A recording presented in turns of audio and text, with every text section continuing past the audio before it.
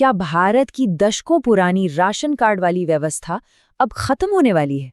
जी हाँ, एक नया डिजिटल सिस्टम आ रहा है जो हमारे देश के पब्लिक डिस्ट्रीब्यूशन सिस्टम को पूरी तरह से बदल सकता है। इस पूरी जानकारी को समझने के लिए अंत तक बने रहिएगा। चलिए देखते हैं कि ये बदलाव आखिर है क्या। तो आज हम 5 जरूरी बातों पर गौर करेंगे। सबसे पहले पुरानी व्यवस्था में क्या दिक्कतें थी, फिर ये नया डिजिटल फूड कूपन आखिर है क्या, ये काम कैसे करेगा, इससे आम लोगों और सरकार को क्या फायदे होंगे, और आखिर में इसे अभी कहां-कहां आजमाया जा रहा है और आगे का प्लान क्या है। देखिए, किसी भी नई चीज को समझने के लिए पहले ये जानना जरूरी है कि उसकी जरूरत ही क्यों पड़ी। तो सवाल उठता है कि मौजूदा राशन सिस्टम में ऐसी क्या परेशानियां थीं कि एक पूरे डिजिटल बदलाव की नौबत आ गई। ये लाइन राशन की दुकानों पर ये सुनना कितना आम है ना? जरा सोचिए, किसी जरूरतमंद को सिर्फ इसलिए अपने हक का अनाज ना मिले क्योंकि एक मशीन उसकी उंगलियों के निशान नहीं पहचान पा रही। ये एक छोटी सी तकनीकी खराबी उन लोगों के लिए बहुत बड़ी मुसीबत बन जाती है जिनकी जिंदगी इस अनाज पर टिकी है। और देखिए, बात सिर्फ फिंगरप्रिंट तक ही नहीं रुकती। कभी मशीन खराब है का बहाना, तो कभी फिजिकल कार्ड साथ लेकर चलने की मजबूरी। और सबसे बड़ी दिक्कत, डीलरों की धोखाधड़ी। कई बार तो उन लोगों के नाम पर भी राशन निकाल लिया जाता है जो वहां मौजूद ही नहीं है, और इसका खामियाजा भुगतते हैं असली हकदार। जरा उन प्रवासी मजदूरों के बारे में सोचिए जो काम के लिए दूसरे शहर जाते हैं। उनके लिए तो अपने हिस्से का राशन लेना एक जंग लड़ने जैसा हो जाता है। तो इन्हीं सब पुरानी और गहरी समस्याओं से निपटने के लिए सरकार एक नया डिजिटल तरीका लेकर आई है। नाम है डिजिटल फूड कूपन। तो चलिए जानते हैं कि आखिर ये है क्या और ये इन सारी मुश्किलों को कैसे हल करेगा। आसान भाषा में समझिए, डिजिटल फूड कूपन एक क्यूआर कोड है। बस हर महीने ये कोड सीधे आपके रजिस्टर्ड मोबाइल फ़ोन पर आ जाएगा। मतलब अब राशन लेने के लिए न तो कोई फिजिकल कार्ड चाहिए और न ही उंगलियों के निशान देने का कोई झंझट। इस नई व्यवस्था की सबसे बड़ी खूबी इसकी सादगी है। ये उन 2 सबसे बड़ी रुकावटों को ही खत्म कर देती है जिनसे लोग परेशान थे, कार्ड भूल जाना और फिंगरप्रिंट का मैच न होना। अब आपके हाथ में बस आपका मोबाइल फोन होना चाहिए।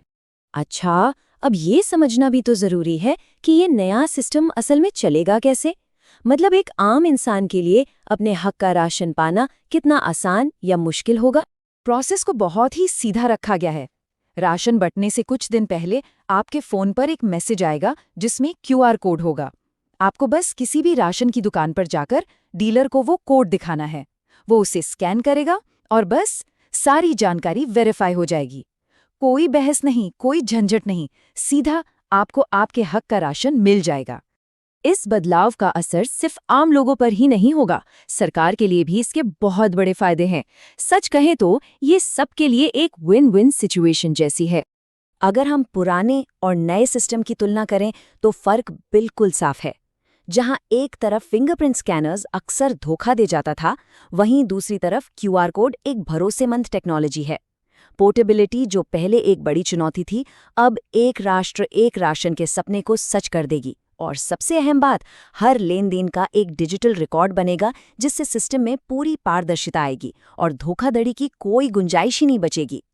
इन फायदों को थोड़ा और समझें तो ये सिस्टम सीधे लाभार्थी को एक यूनिक कोड से जोड़ता है, जिससे फर्जी नाम हटाना बहुत आसान हो जाता है। हर ट्रांजैक्शन का एक डिजिटल सबूत होता है जिसे कोई बदल नहीं सकता। इसका मतलब कोई और आपके हिस्से का राशन नहीं ले पाएगा। ये उन प्रवासी परिवारों को बहुत ताकत देगा जो काम के लिए एक शहर से दूसरे शहर जाते हैं। और हाँ, उन मशीनों पर निर्भरता भी खत्म हो जाएगी जो अक्सर खराब ही रहती हैं। तो अब सवाल ये उठता है कि ये इतना बड़ा बदलाव आखिर कब और कहाँ से शुरू हो रहा है। फिलहाल इसे एक पायलट प्रोजेक्ट के तौर पर कुछ चुनिंदा जगहों पर शुरू किया जा चुका है।